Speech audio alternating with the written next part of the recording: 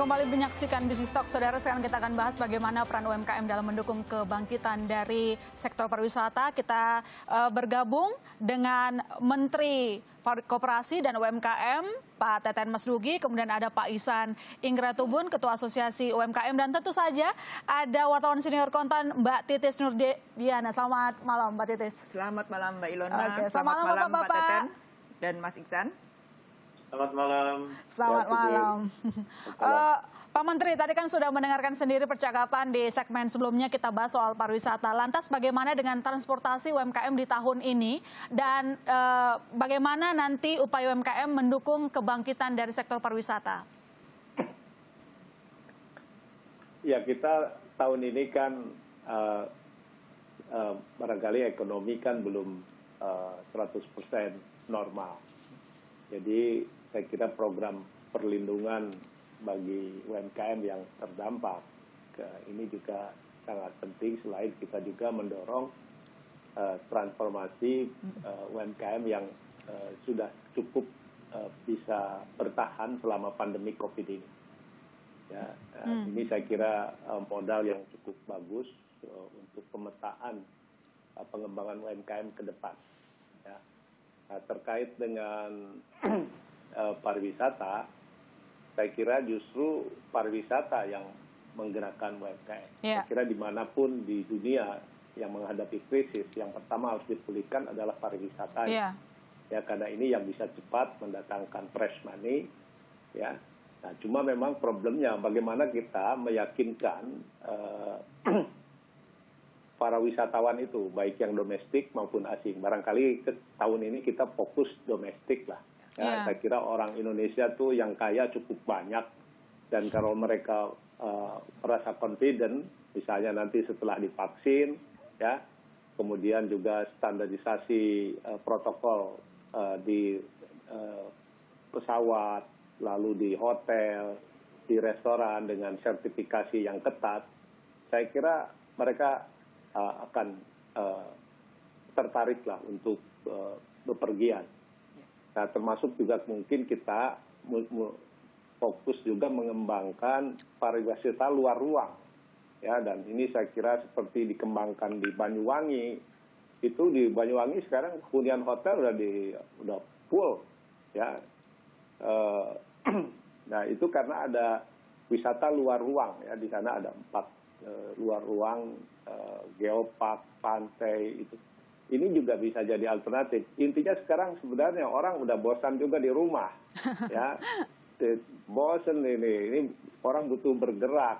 Nah, ini yang saya kira kita harus kembangkan. Oke, tadi Pak Teten sebenarnya menyinggung soal orang yang punya banyak duit. Sayangnya di tengah pandemi banyak yang pelit gitu ya, karena kan belum confident, sayangnya sih begitu. Nah, saya ke Pak Ihsan. Pak Ihsan, sebenarnya kalau kita lihat di tengah pandemi seperti ini, berapa banyak UMKM yang terpukul, dan sekarang berapa banyak yang sudah bangkit? Nah, ini pertanyaannya bagus sekali. Berapa yang terpukul, berapa yang sudah bangkit. Nah, ini memang kalau yang terpukul, kami bersama-sama Kadin mencoba elaborasi bahwa kita menghitung lebih kurang 30 jutaan yang terpukul dengan akibat daripada pandemi COVID-19. Nah, berapa yang sudah bangkit, bahwa sejak bulan Juli atau Agustus itu memang kebijakan PSBB sudah mulai dilonggarkan. Nah, pada saat itu sudah mulai kita dari sisi UMKM sudah mulai ikut bangkit, ya, bangkit. Tapi dengan dihantui dengan PSBB, dengan COVID yang masih tidak ada yang menjamin bahwa walaupun ada vaksin nanti di tahun 2021 kita bisa pulih. Ini juga mengakibatkan kita belum bisa pulih secara seperti 2019. Jadi memang dari sisi, memang belum dirilis ya kuartal keempat dari sisi efektivitas dari kebijakan PEN dari pemerintah, tetapi dari kuartal kedua dan kuartal ketiga memang sudah jauh bedanya antara -5 dengan -3. Nah, kuartal keempat kita belum lihat rilis pemerintah berapa, karena pada saat kuartal keempat ini kan pemerintah telah melunasi atau memfinalisasi kebijakan-kebijakan yang dilakukan, yang telah ditetapkan oleh pemerintah untuk memberikan stimulan kepada UMKM. Nah, ini belum dirilis berapa sih peningkatan di kuartal keempat. Tapi dengan adanya tren 2021 yang memang masih belum ada kepastian bahwa apakah COVID berakhir di 2021, kami pun memprediksi dari asosiasi bahwa sampai pertengahan tahun tahun 2021 ini kita belum bisa mengatakan bahwa kita bisa pulih. Oke. Nah, kalau dikatakan berapa yang bangkit, berapa yang pulih, ini masih sekitar 10-15% yang bangkit.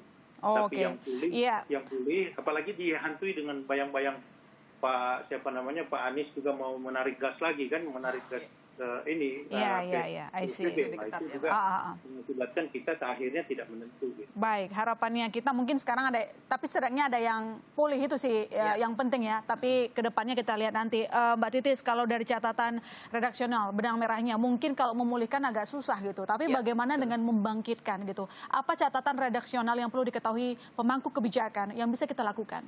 Ya, catatan kita bisa dari redaksional konten ya Mbak Ilona ya.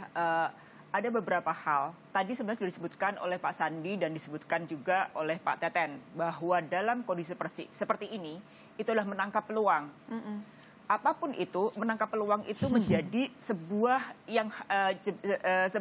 cara agar baik sektor pariwisata maupun UMKM yang tadi dibilang oleh Pak Teten bahwa pariwisata bisa membangkitkan UMKM itu adalah harus ditangkap.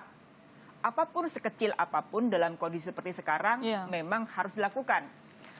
Dalam catatan kita di redaksi bahwa baik sektor pariwisata maupun sektor UMKM itu melibatkan banyak sekali usaha.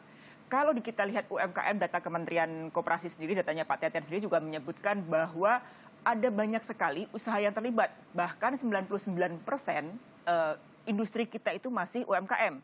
Sementara usaha yang kecil itu hanya 0,01 sebetulnya. Dan mereka itu menampung tenaga kerja yang luar biasa, peluang kerja yang luar biasa. Nah, inilah yang harus dibangkitkan confidence-nya. Salah satu yang tadi disebutkan oleh Pak Teten bahwa dan Pak Sandi juga bahwa pasar lokal itu menjadi tujuan utama, baik dari spendingnya, baik dari keinginannya. Tadi kan ada banyak orang yang sudah nggak sabar ingin wisatawan. Nah, itu ditangkap dua-duanya, baik sektor pariwisata maupun dari UMKM. Karena dari sinilah kita akan menciptakan demand. Tadi juga disebutkan inovasi juga menjadi kunci wajib.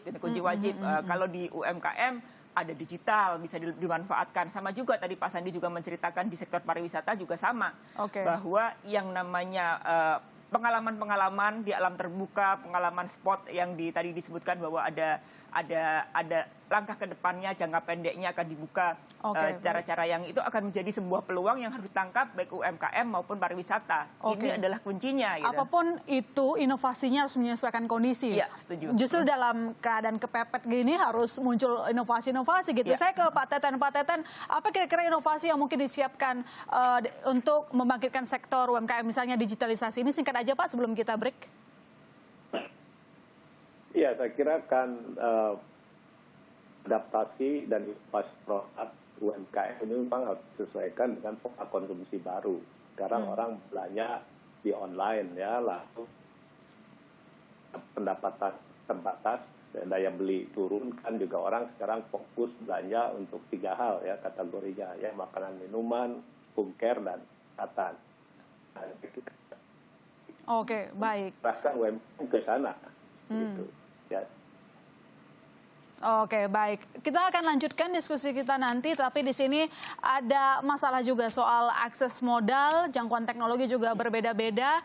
Bagaimana kita mengatasinya? Jangan kemana-mana saudara, Bisnis Talk masih akan segera kembali.